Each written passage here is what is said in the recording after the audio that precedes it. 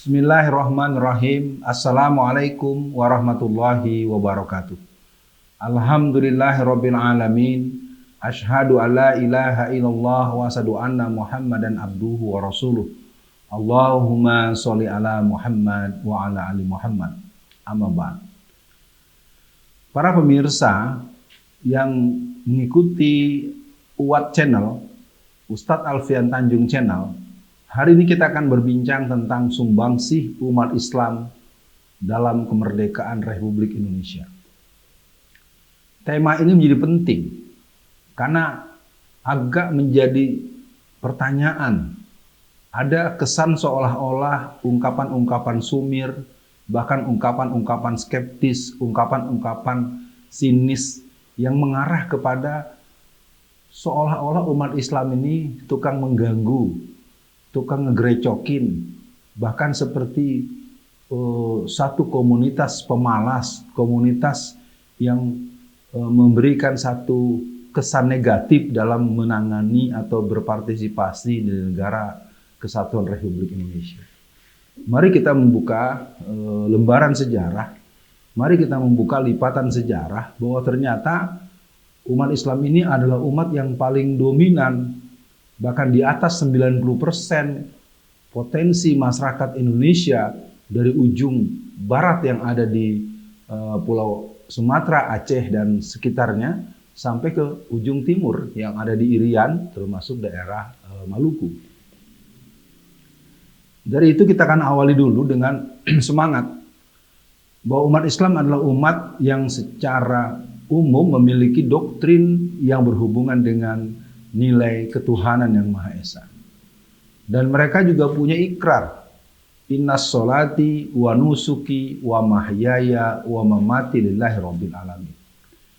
Dari doktrin, dari ikrar, dari syahadatain, asyhadu alla ilaha illallah wa asyhadu anna Muhammadan abduhu wa rasuluh. Di sana ada satu pesan tersirat yang bisa kita sebut dengan istilah al-hurriyah. Hurriyah itu artinya kemerdekaan.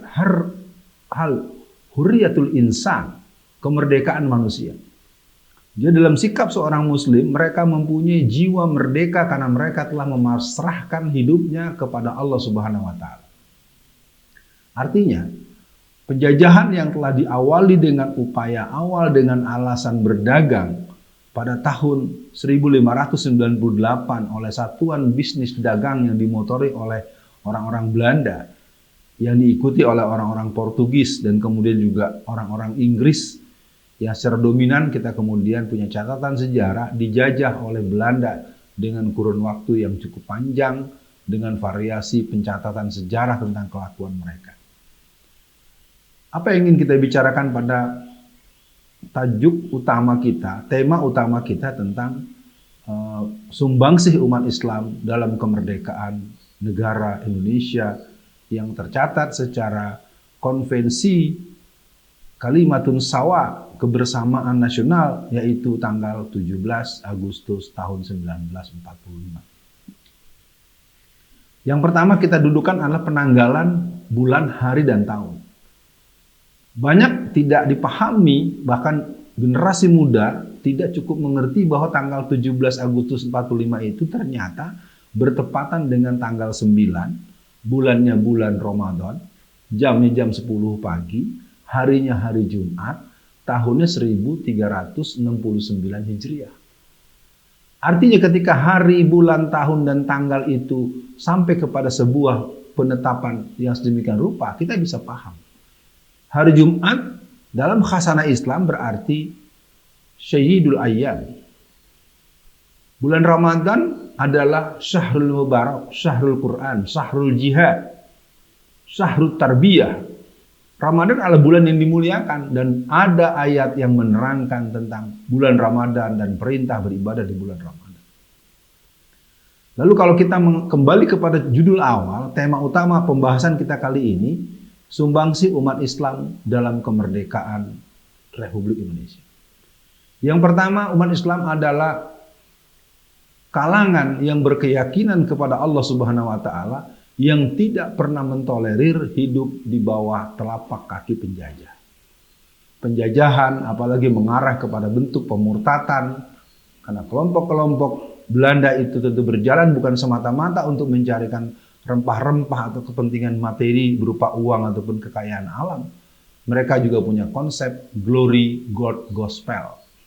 Satu di antaranya mereka ingin menyebarkan misi agama Protestan. Nah, yang kedua, bahwa umat Islam punya ikatan emosional yang kuat. Dalam sebuah tesis seorang profesor ilmu tata negara di Jerman, itu sempat berinteraksi dengan ketat dengan teman-teman kami yang mengambil kuliah di salah satu negara Eropa di Jerman, bahwasanya mereka memberikan satu catatan, bahwa Indonesia dengan keragaman budaya, Indonesia dengan keragaman bahasa, dengan keragaman kecenderungan, dengan tempat yang terpisah, dengan pulau-pulau yang jumlahnya sangat banyak, boleh disebut bahwa Indonesia adalah negeri yang tidak dikenal memiliki perang antar pulau, perang antar suku, perang antar komunitas, perang antar kepentingan. Yang pertama perekatnya adalah Al-Islam. Ini yang menyatakan orang non-Muslim. Dan ini sempat dibuat dalam bentuk dialektik, bentuk pertanyaan. Tahukah Anda apa yang membuat Indonesia menjadi Bhinneka Tunggal Ika? Ada dua faktor katanya. Orang saling mencoba memberikan respon dengan beragam kata-kata, dengan beragam statement. Lalu beliau dengan tandas mengatakan, Indonesia menjadi kuat dan bersatu karena dua hal. Yang pertama karena ad-dinul Islam, al-Islam sebagai sebuah keyakinan mayoritas masyarakat Indonesia secara nasional. Yang kedua adalah bahasa Indonesia. Bahasa Indonesia adalah sebuah ucapan, rangkaian kata, kalimat yang dia disampaikan di mana-mana akan membuat orang dengan mudah memahami. Terlepas saya yang kebetulan berasal dari Sumatera Barat, ketika satu hari saya datang ke Aceh misalnya, di daerah-daerah pedalaman dan di pedesaan, lalu saya tidak bisa berbahasa Aceh sama sekali, maka ketika saya memulai dengan berbahasa Indonesia, maka boleh diduga 100% atau lebih dari 90% warga di sana mengerti apa yang saya katakan.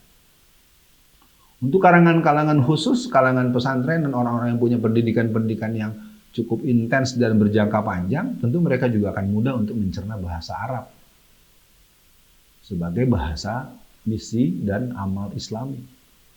Jadi perlu dipahami bahwa yang pertama umat Islam ini adalah umat yang punya ikatan kuat kepada Allah Subhanahu wa taala, yang tidak pernah mentolerir kejahatan berupa penjajahan manusia kepada manusia. Yang kedua adalah perekat daripada kesatuan bangsa ini adalah al-Islam. Jadi siapapun Anda yang menganggap Islam adalah penumpang gelap, justru Anda yang penumpang gelap. Karena ada satu komunitas etnis tertentu yang ada di negeri ini kerjanya cuma jadi bagian pelapis kedua, penjilat, pengkhianat, dan pembuat kerusakan. Di zaman Belanda jadi jomos Belanda, the second citizen, the second community. Di zaman PKI jadi antek PKI.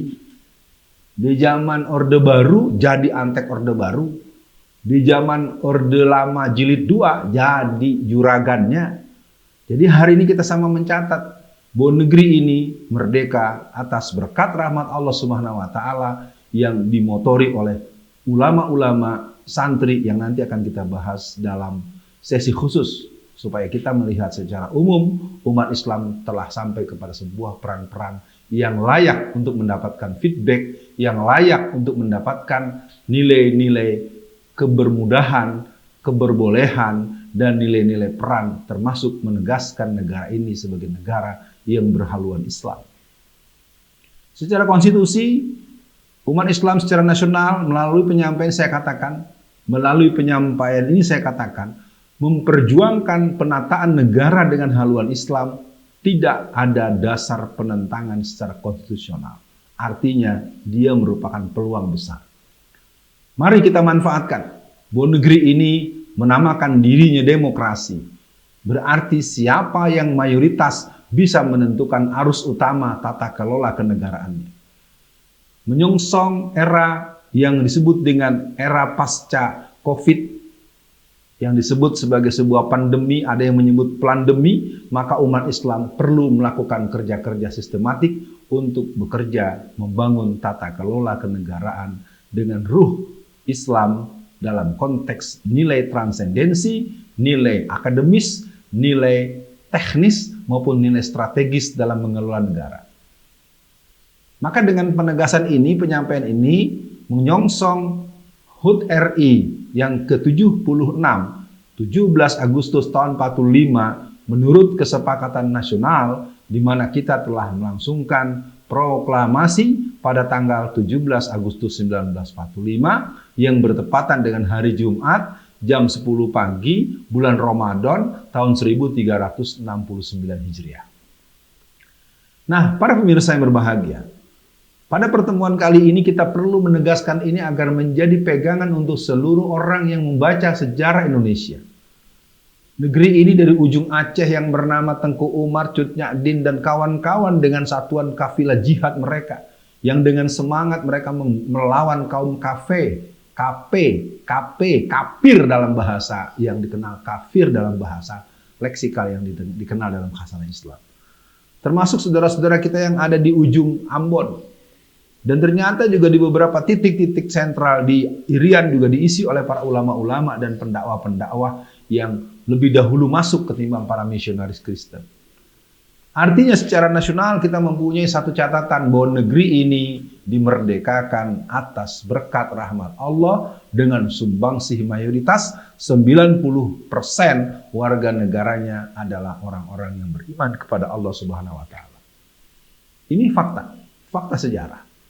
Dan seluruh generasi muda, kaum muslimin, anak-anak muda Islam, angkatan muda Islam, kalian yang sedang ada di pesantren-pesantren, kalian yang sedang ada di kampus-kampus, kalian yang belajar di berbagai tempat, sekolah-sekolah umum, sekolah-sekolah khusus, sekolah-sekolah keahlian, sekolah-sekolah ilmu-ilmu yang khusus, atau ilmu-ilmu medis, ilmu-ilmu teknologi tinggi, dan beragam keilmuan yang kalian ambil. Kalian punya misi sebagai seorang yang punya dakwah, sebagai seorang pendakwah, karena Allah mengingatkan wa man ahsanu qaulan mimman da'a ilallahi wa amila sholihan wa qala innani minal muslimin.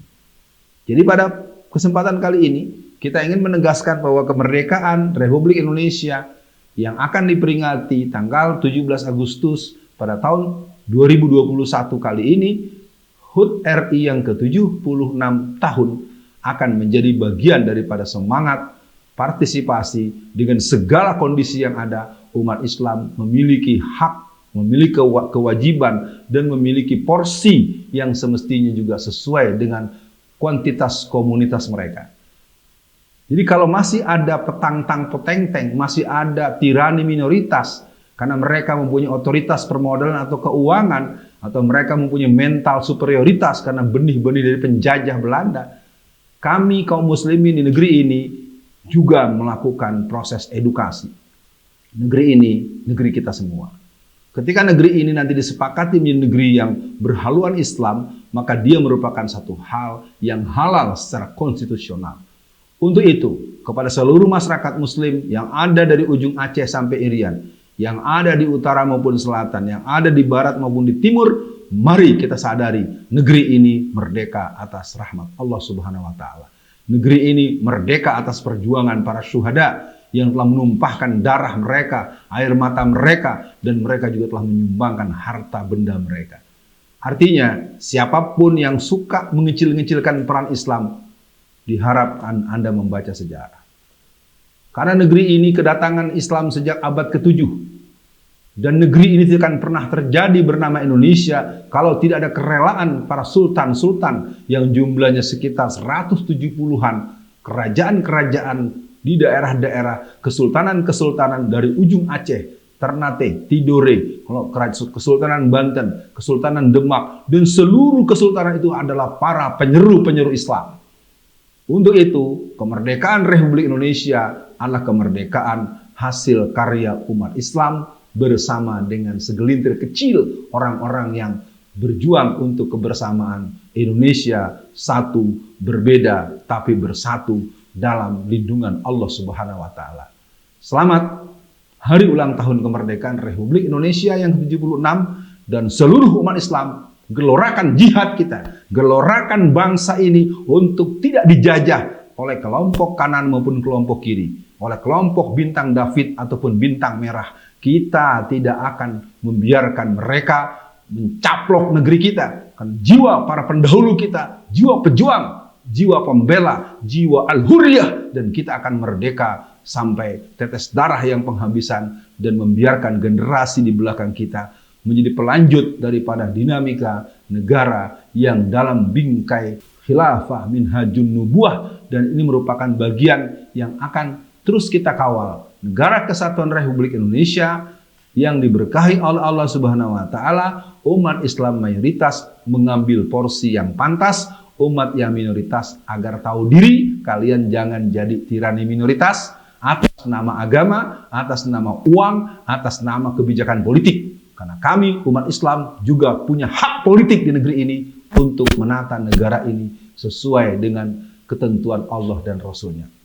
Semoga menjadi pegangan dan perhatian. Assalamualaikum warahmatullahi wabarakatuh.